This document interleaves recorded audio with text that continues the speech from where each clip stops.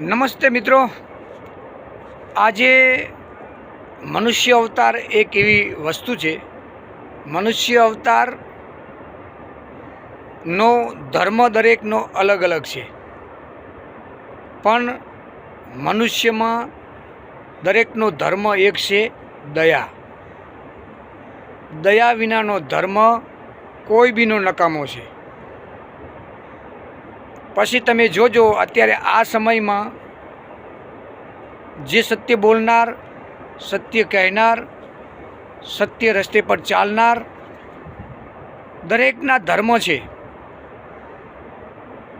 માણસ ખુદ પોતાના ધર્મ વિશે જાણે છે, પણ આ તો આદિ અનાદિ વખતનું સતયુગ યુગ ત્રેતા યુગ વખતનું હાલ્યું આવે છે. આ તો મન શક્તિ, મન બુદ્ધિ એવી છે કે પશુ પક્ષી જાનવર જેટલા મનુષ્ય અવતાર જેટલા માણસો છે, દરેકને જીવ એક સમાન બનાવ્યો છે. જીવ પછી મોટો રાજામાં બેઠો હોય તો ભલે, અને સાધારણ નાની માણસ હોય તો ભલે, જીવ દયામાં હાથી હોય તો ભલે, અને ધરતી પર કીડી હોય તો ભલે. બસ ધર્મ એવું શીખવાડે છે કે દયા મોટામાં મોટો ધર્મ છે. અને એમાં કહેવત છે કે તરસ્યાને પાણી, ભૂખ્યાને અન્ન, અને મનથી હારેલાને હિંમત. આથી મોટો કોઈ ધર્મ નથી. પછી કોઈ એમ કહેતું હોય કે મા બાપથી મોટો કોઈ ધર્મ નથી, પણ મા બાપના એક કર્મ હોય છે. જો દરેક પશુ પક્ષી જાનવર માનવના કર્મ હોય છે, અને કર્મના આધારે જ માણસનું જીવન હોય છે. ચલો, સુખ બધાને પસંદ છે, દુઃખનું કોઈ નામ લેવાય તૈયાર છે. તો દરેક માણસને ધર્મ વિશે ઘણું બધું બધાને શીખવાડ્યું છે, પણ ધર્મના નિયમનું પાલન તો બહુ અઘરું છે. એટલે આ બધું જો દરેકના ધર્મના નિયમમાં આવે છે, દરેકના ધર્મ છે, ધર્મના નિયમ એ બધું હાલે છે. અને જે માણસને સંપત્તિવાન બનાવવો અને રોડ પર લાવવો, એટલે કહેવત છે કે આ કુદરત છે, સમય છે, સંજોગ છે, એને કોઈ પહોંચી શક્યું નથી. એટલે કહેવત થઈ છે, કુદરત ધારે તો રોડપતિ બનાવી શકે અને કરોડપતિ પણ બનાવી શકે. આ માણસનું જીવન છે. અત્યારે તો શું, ભગવાન માતાજીને માન્યા, ઘણું ભગવાને આલ્યું છે.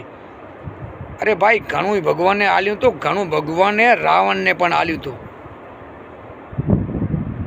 રાવણને શું નહોતું આપ્યું ભગવાન માતાજીએ અને આ ધરતીએ કે સમયે? પણ બસ અત્યારના સમયમાં ઘણું બધું કહેવું છે. આપણે કોઈ મનુષ્યને કહેવાથી કે કોઈ મોટો ઉપર રાજા બેઠો એને કહેવાથી કાંઈ મનુષ્યથી ફરક પડતો નથી. દરેકનો કર્મકાંડ મનુષ્ય હોય એનો 3 અવસ્થામાં મનુષ્યનું આખું જીવન કુદરત સમયને સંજોગ બતાવે છે. સ્વાર્થ, મતલબ, અભિમાન, સંપત્તિ,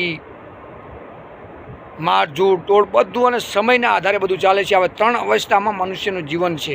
બાળપણ મનુષ્યને, અમુક બાળપણમાં ઘણો મનુષ્યને બાળકને હેરાન થવું પડે છે.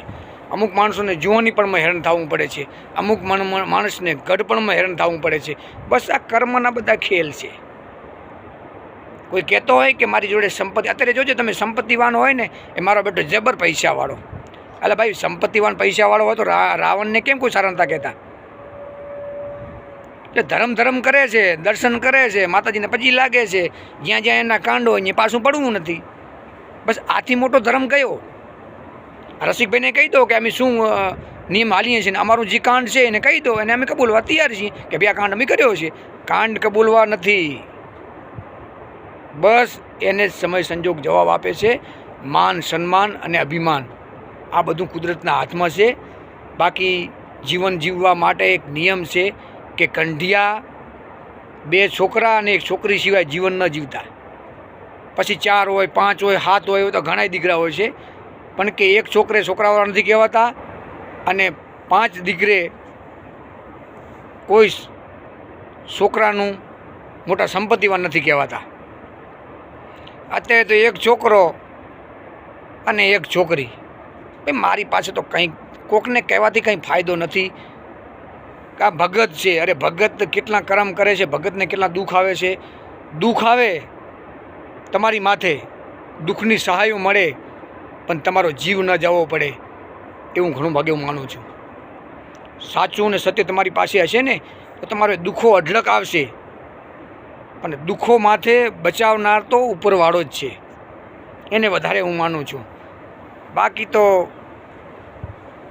મેં ઘણાય ભક્તો જોયા છે, અને ભક્તો પૈસાવાળા હોવા છતાંય કંઈક હિન્દુ ધર્મ વિશે હું બોલું ને તો આજે જ મને હિન્દુ ધર્મ મારો વિરોધ કરે, પણ સુલ્યા બોલવું પડે. ભાઈ દરેક ધર્મનો ધર્મ એક જ છે, પોતપોતાનું કર્મ જ પોતે મનુષ્ય જીવન છે. બસ અત્યારે તો પૈસા મળી ગયા, સંપત્તિ મળી ગઈ, અરે એ તો સારો માણસ છે, પણ એ સંપત્તિ કેવી કમાય છે, કેવા રૂપિયા કમાય છે, ક્યાંથી રૂપિયા લાવે છે, નીતિ નિયમનું કમાય છે, આવું કોઈ અત્યારે આ સમયમાં જોવા માટે તૈયાર નથી. બીજાના છોકરા રોવડાવી અને આપણું પરિવાર રાજી થવું પડે, બીજાનું કોકને વેચાવી અને આપણું રાજી થવું પડે. અરે ભાઈ એવું નથી. સંપત્તિ તો બધાય પાસે છે, અને સંપત્તિના કંઈક દાખલાને મોટા મોટા ઇતિહાસો બતાવી દીધા છે. ને આજે પણ સતયુગ છે ને, તો એવા ગુરુ જે સંતો કરતા હતા ને એમને બધાને સમયે જવાબ આપ્યો છે. ને કે એમને તો એવું હતું કે અમે તો મોટા છીએ, અમને કોઈ જવાબ નહીં દે, પણ ભાઈ સમય આવે ને તેથી અમારા જેવા તમારા જેવા બધા ભલભલાને સમયે જવાબ આપ્યો છે. આ ધરતી ઉપર તો માન સન્માન મેળવી નહીં છે ને, એ તો આજે પથ્થર થઈને પૂજાય છે ને આજે પણ ધરતી પર સેવા કરી રહ્યા છે.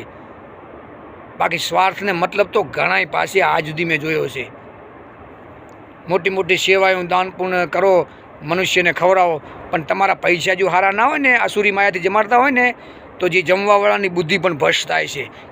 કેનું ખાવું અને કેનું લેવું ને કેને દેવું, આ બધું ધર્મમાંથી ઘણું છે. બાકી સાચું કહેવા જાઓ ને તો આ દુનિયામાં કોઈ માનવા તૈયાર નથી. ભગત કરો છો, મેં ટીલું તાણ દીધું, ટીલું તાણવા માટે ભગત ન થઈ જાય. એના નિયમ ઘણા પાળવા પડે છે, અને નિયમ પાળો ને તો તમારા દુઃખના ઢગલા થાય છે, અને દુઃખના ઢગલા થાય ને એના વિશે સહાય મળે છે. અને તમારો દીકરો કોઈ બી હોય એનો જીવ જાય ને તે સમજી લેવાનું આપણું કર્મ પૂરું થયું. જો કોઈ ધર્મ કોઈનો જીવ લેતો નથી, પણ તમારું કર્મ એકદમ બિલકુલ બંધ થાય છે ને, તેથી તમારી પેઢી બંધ થઈ જાય ત્યારે સમજી લેવાનું કે આપણું કર્મ કંઈ છે જ નહીં. તમારી સંપત્તિ, પૈસા, પાવર બધું તમારે એક દીકરો હોય ને જતો રહે એટલે તમારી સંપત્તિ પૂરી. આ ધરતી મનુષ્યને જીવવા માટે આપી છે. અહીં કુદરતે કોઈને છોડ્યા નથી. આ ધરતી ઉપર જેટલા કાંડ કરવા એટલો કરી લો. કાંડને સમય જવાબ આપે છે. મનુષ્ય મારે કે તમારે કોઈને કહેવાની જરૂર નથી. બધાય બધું જાણે છે, છતાંય અધર્મ કરે છે, સત્યનું અસત્ય કરે છે, તોય ખોટાઓની વાહ થાય છે.